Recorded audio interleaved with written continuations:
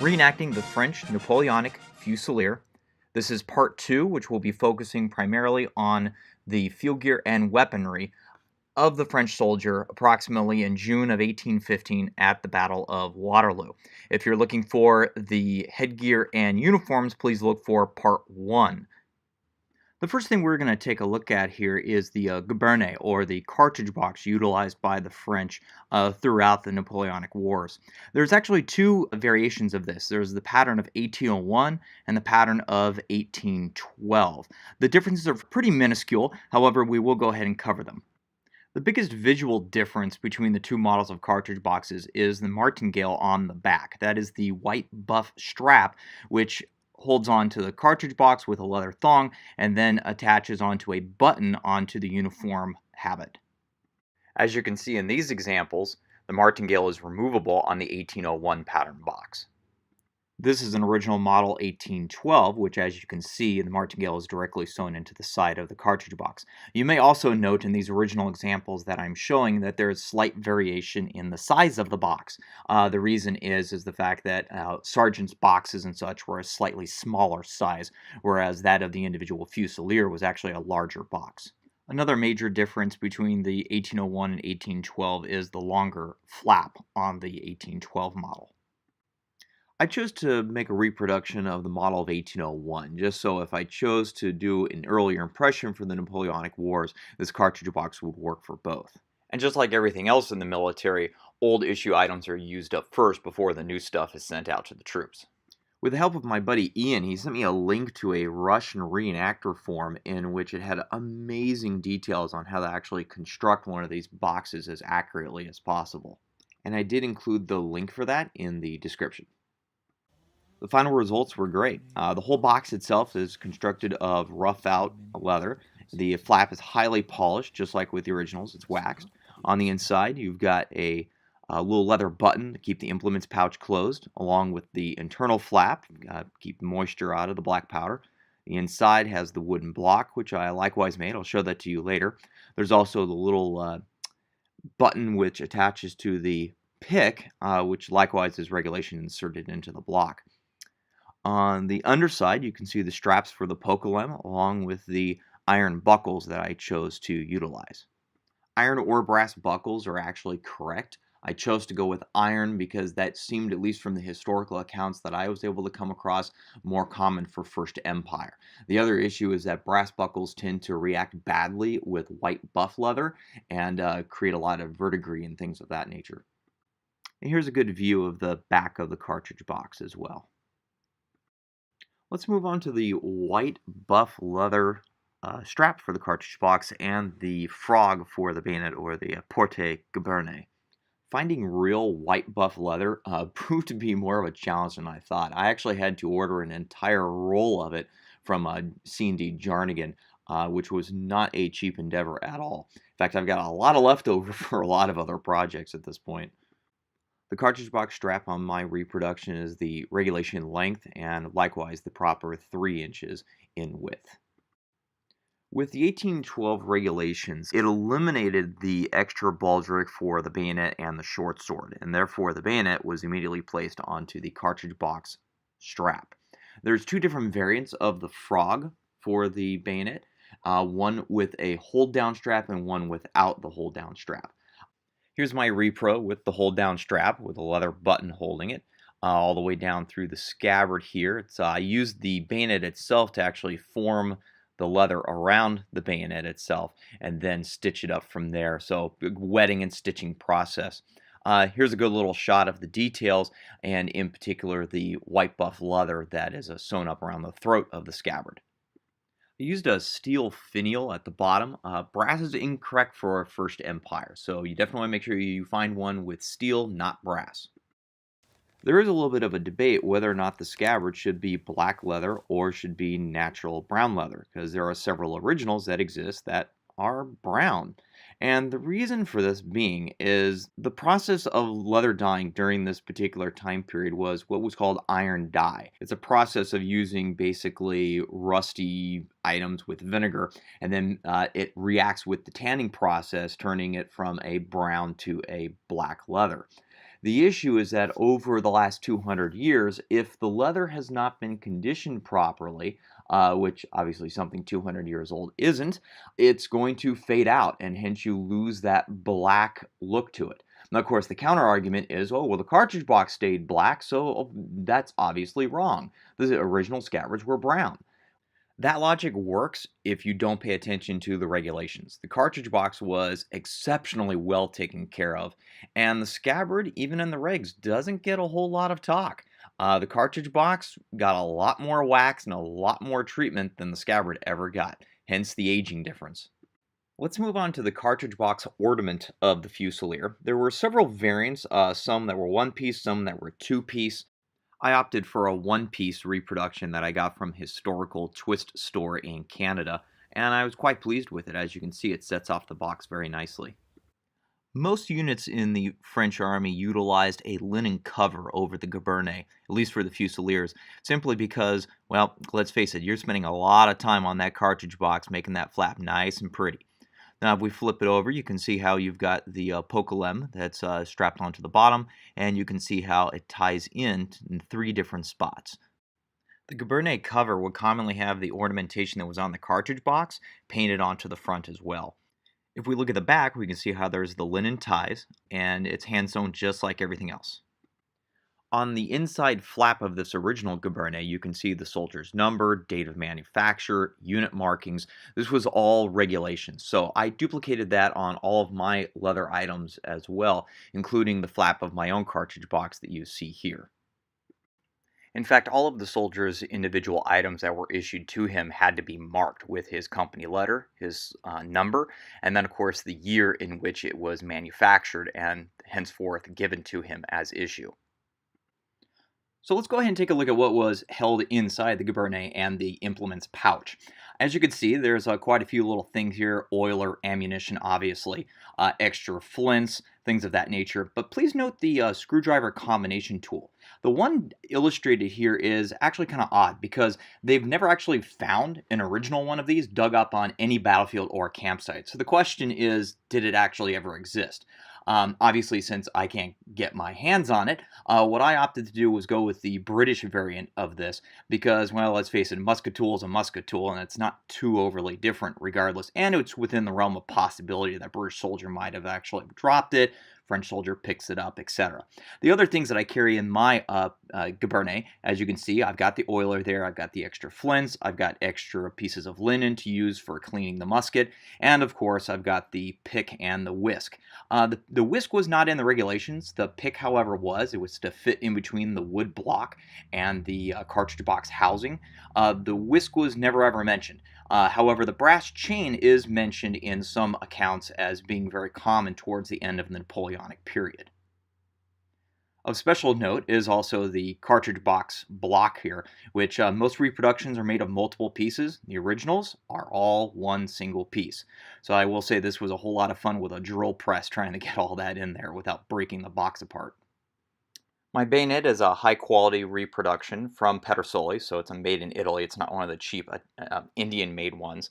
You want to make sure you get the shorter variant with a 15-inch blade. That is a proper period correct for a First Empire Charlesville musket bayonet. According to the regulations, the bayonet as well as the musket should be marked with the soldier's number and the letter of their company. So I tried to duplicate that on the socket and likewise the inspector marks on the blade. I purchased my musket used from a friend of mine. It's a 1777 Charleville made by Pedersoli. The issue was, well, I got the revolutionary model, which was, as you can see on the lock plate, dated 1884. And, well, let's face it, this thing needed some major defarming. We're talking about the modern markings on the barrel. Even the proof markings at the breech, likewise, were not correct.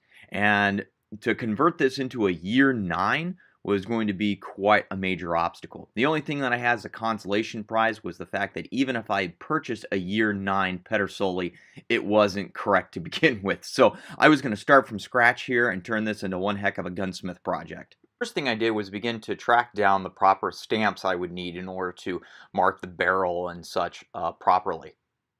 In the meantime, I set to work on the wooden stock. Unfortunately, the stock that came with my musket from Pedersoli had been modernized. And what I mean by that is a lot of the fine points in the wood that should have been there have been rounded off. So I decided that the best thing to do was to not use the stock and therefore buy a new unfinished one and start from scratch. By starting fresh, I could make sure that I could put in the sharp lines as necessary, contour and shape the wood as I saw fit, looking at pictures of originals that I was able to find online. So this was the end result of all of my efforts. Here we've got the stock with the cartouche markings. You can compare that to the original here. And let's move up now to the lock plate itself. I actually had the lock plate sent back east to John Zimmerman in West Virginia, master gunsmith. He was the only guy I could find that would actually do the proper hand engraving in order to match the original that you see here. On the underside of the sling swivel, there was actually a screw there. So I actually ground that off flush, tapped it, and fit it in, and therefore making it period correct. I also duplicated the EF markings on the barrel for Empire of France. One thing to note, the leather in the jaws should actually be lead. Actually got that on order. We can also see the markings here for manufacture date of 1813, which again matches the original almost perfectly. And then if we zoom in a little bit more as well, likewise copying the original, the inspector proofs on the barrel. Even the inspector markings here, as you can see, onto the back side of the lock plate. Again, matching the original almost perfectly. I then went ahead and removed all of the modern markings off of it, although luckily the serial number is still stamped on the underside of the barrel. Moving up through the side here, you can see likewise I had to go ahead and drill out and tap the sling swivel because it should not be a screw. Again, the inspector markings that I added as well, copied directly off the original. And then if we look at the front barrel band, I had to do a lot of work on this. I went ahead and had to fill in a screw there and weld that in and shut. Sent the barrel band itself back east to Lodgewood Manufacturing to have the proper brass front sight put on. The reproduction that was on it obviously was just not brass. So overall, I think this is probably one of the most authentic muskets around. So let's do a little comparison here. At the top is the stock that I reworked. That was my blank. At the bottom is the stock that came with my musket. You'll note that the stock I reworked at the top is pretty drastic. This is about a 60-degree angle. Now compare that to Pedersoli, and that's about a 45. That's totally wrong. That is correct. That's wrong. And again, in the throat, it's also a whole lot narrower. If we go ahead and we move up to the lock area, you can see some significant difference here in that this is very well defined, whereas on the other reproduction, it's all smooth and rounded out, which is 100% wrong. Same thing goes if you go to the front of the lock plate channel, you'll see the same issue. Even on the back, we'll flip these over here, you can see that it's very well defined on my reproduction that I finished up, and again, very rounded off in the poor reproduction. Moving up the stock, you can see there's not much difference there until we get up to about the middle. I had to inlet in an extra band spring on the stock that I got. And up at the very top, this was a whole lot of fun shaving down wood and such to get all that to fit in. As a side note, the recipe that I used in order to seal the wood was a period recipe of a third linseed oil, a third beeswax, and a third turpentine. The regulation musket sling is white buff leather and is about 3 feet long. It came in 2 different patterns, one with a little button stud at the end and the other with a leather thong. The buckle, however, is the same. I opted to go with the button at the top with the standard buckle. Actually purchased a crappy sling in order to salvage the hardware off of it and then cut my own out of real white buff leather instead of something that had been painted, and likewise put the proper markings on the inside. So here's my reproduction of the Haversack. It is actually a pattern of 1801. I chose to do the earlier pattern simply because there is a little debate amongst the historical community about just how prevalent the regulation of 1812 knapsack actually was. So regardless, go earlier, keep it easy and simple. Now the knapsack is designed to use with 2 greatcoat straps, and it's also got a long strap that goes all the way around, but that wasn't introduced until the pretty much the last year or two of the empire. The haversack is all cowhide. As you can see, it's constructed so that when it rains, the water will slick right off of it, which is the whole idea. It's white buff leather with wood toggles down on the end with a slight adjustment, not a whole lot. As you can see, I've also got the stampings in here for year of manufacture, soldier's company letter, and number. Let's go ahead and flip it over and I'll show you the inside here. It's all raw linen. There's 4 compartments total. You've got one up in the lid, which is designed for primarily the extra shoes and such. There's also the leather reinforcement on the inside for the shoulder straps, and one large divider. You've got an outside pocket and then a large inside pocket here. And then you've got a smaller one over here, which is for soiled linens.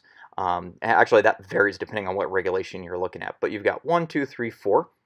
The pattern came from the same Russian Reenactor Forum as my cartridge box had, based entirely off of an original. Measurements were taken, so it wasn't that hard for me to follow that and execute it as well. So here's all of the little stuff. This is everything a soldier might be required or choose to carry with him. Over here on the left are little personal belongings, if you will. You've got your wool socks, you've got your cotton socks, some wool gloves that were not regulation but perhaps brought from home. You've got a wool scarf and also a nightcap, which is mentioned in the regulations but probably privately brought from home. There's also a canteen here, which was not regulation, but it's a gourd canteen. The French didn't actually issue canteens to their troops. The center section here is all for cleaning and maintenance of the equipment. There are 3 brushes, one for the leather, one for the shoes, and one for the clothing. There's also some black ball here. There's also a button board for polishing up everything, some beeswax to be used for the cartridge box itself. There's some white pipe clay to be used on the white buff. There's actually animal tooth to help polish out, and some scrapers for the removing the old white pipe clay and wax buildup onto the cartridge box, and of course a brass scrubber as well. Got the soldier's favorite pastime here. Got to have a pipe. Gotta have a little pipe tampener as well. Got some money and the livret, or the paybook, if you will. All of the individual soldiers' information would have been documented in this: where he was, when he was, campaigns, and of course your pay, allowances, and most importantly, deductions. For my purse, or what we would call a wallet today, I copied this off of that same Russian Reenactor Forum that I got the pattern for the haversack and the bayonet off of. And interesting enough, he had a pattern on there for making a purse that was from a shipwreck that from 1785. It was a British merchant vessel. So I thought it was a really neat idea to take that, and I enlarged it and utilized that so it would at least fit my livret and other sundry items into. I also have a few other things that are kind of self-explanatory here. Utensils, pocket knife. There's also a deck of cards there, which is an interesting backstory that during the Revolution, anything that was in regards to royalty was obviously outlawed. But after the Reign of Terror and the Directory taking over, things got a little bit better. You start to see royal symbols coming back into use, especially with Napoleon crowning himself emperor and such. A few other things here. I got some flint and steel for fire. Also got myself a neat little candle holder here, very lightweight, which is kind of nice to have. And of course my mess gear here. Got my hot dip tin cup along with the plate. Put holes in it so I can actually strap it onto the back of the knapsack and such. Makes life a whole lot easier, especially for getting to stuff on the march. Here I've got my linen towel, I got my comb, a shaving brush, and a razor. Not necessarily every soldier carried those because there was a unit barber and you got shaved about twice a week, so that may or may not have been in the kit. There's also a repair kit here, which various odds and ends. There's a leather punch awl in there, buttons, extra fabric, etc. Now this little guy is your button hook. You needed that in order to get your gaiters on, and it gives you an idea about just how tight the gaiters were supposed to fit around the leg, that they gave you a tool to yank that button through the buttonhole. So that's it for the little stuff. So how are we going to pack all this stuff? Well, since I have an 1801 pattern pack, I'm going to do this with a pre-1812 regulation on how to do the pack. Now the 1812 regulation would be slightly different than what I'm about to go through. Let's also say that you are traveling wearing your galette and your campaign overalls along with your gray gaiters. As you can see, you've got a whole lot going on here. In fact, none of the regulations, however, mention what a soldier is supposed to do with his personal stuff and where it goes in the pack. So we're just going to kind of set that aside for now. So let's go ahead and start looking at the first layer of the stuff. On the left at the bottom of the corner, you'd have your sewing kit, followed by your socks rolled up and your 2 issued shirts. On the far right, you've got your handkerchief, your neck stock, and your comb. On the next layer up, you're going to have your dress pantaloons and your dress black gaiters turned inside out, so therefore nothing's going to get nasty. Your button board on the inside, if you had a marionette, it would likewise go on the inside. Again, a reason why you're going to have it inside out. I've got the habit vest turned inside out, which would be on the very top level, along with the distribution bag or your AKA sleeping bag. At the very top, which would go inside the flap, is all the cleaning equipment stuffed inside of the shoes. And again, that goes into the inner flap. So if we go back over to the knapsack here, let's go ahead and open this up and try to explain exactly where it would go in the earlier pattern pack. So you've got 2 compartments here. The outer bag is going to be for your rations, your food, your bread, that kind of thing.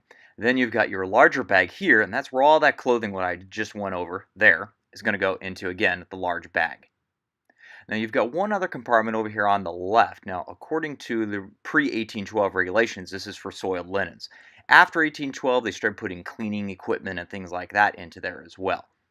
Now, of course, I'm not going to be doing that, but my shoes would be fitting up into the upper pack, and that's the same for the 1812 or the pre-1812 regulations. It really doesn't matter either way.